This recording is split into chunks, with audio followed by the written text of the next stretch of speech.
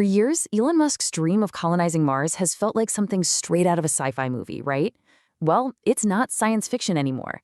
SpaceX has just laid out a brand new, super detailed roadmap to make it a reality.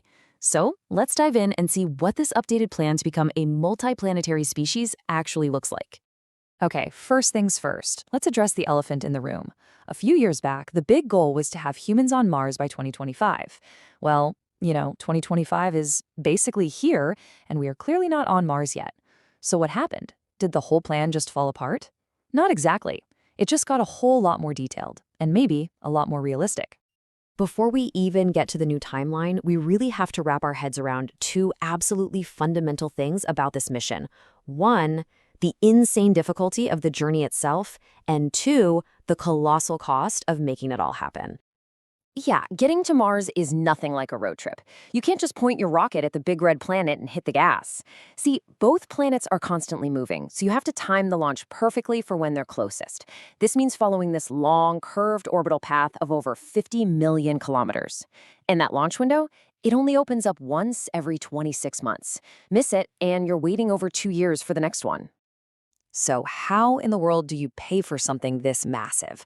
Well, the answer is actually orbiting right above our heads as we speak. This entire Mars mission is being funded by the revenue from Starlink, SpaceX satellite internet service. Every single subscription, every hardware kit that gets sold is directly financing the development of the Starship rockets that are going to go to Mars. And Musk has been super direct about this. He's even thanked Starlink customers personally. He even put a little image of the journey to Mars right on the routers. It's this constant reminder that the goal of providing global internet is tied directly to the goal of building a city on another world. So just how powerful is this funding engine?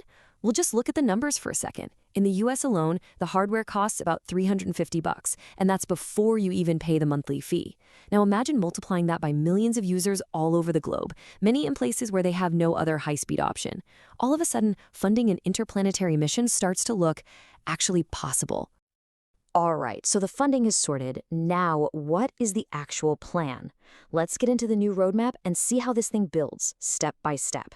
It's a phased approach that is all about logistics, logistics, logistics.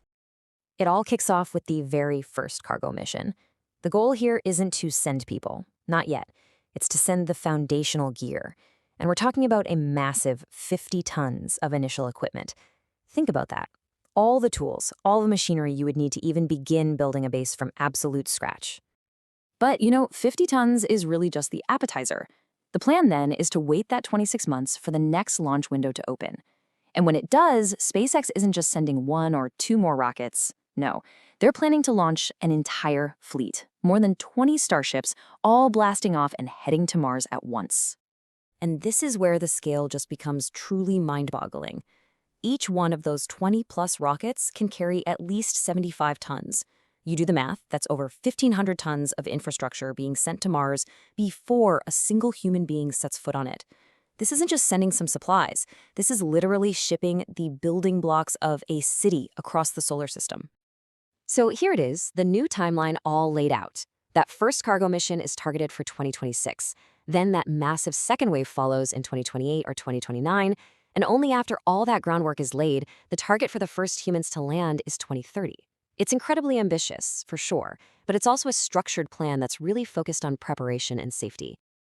Now, let's talk about one of the most fascinating parts of this entire new plan. The first beings to truly inhabit and work on Mars, well, they won't be human at all. They're going to be robots. And they have a very specific destination in mind, a region called Arcadia Planitia. This spot was picked for 2 really key reasons. First, it's extremely flat, which makes it a whole lot safer for these gigantic rockets to land. Second, and this is absolutely crucial, scientists believe it holds huge deposits of ice just below the surface, a vital source for both water and oxygen.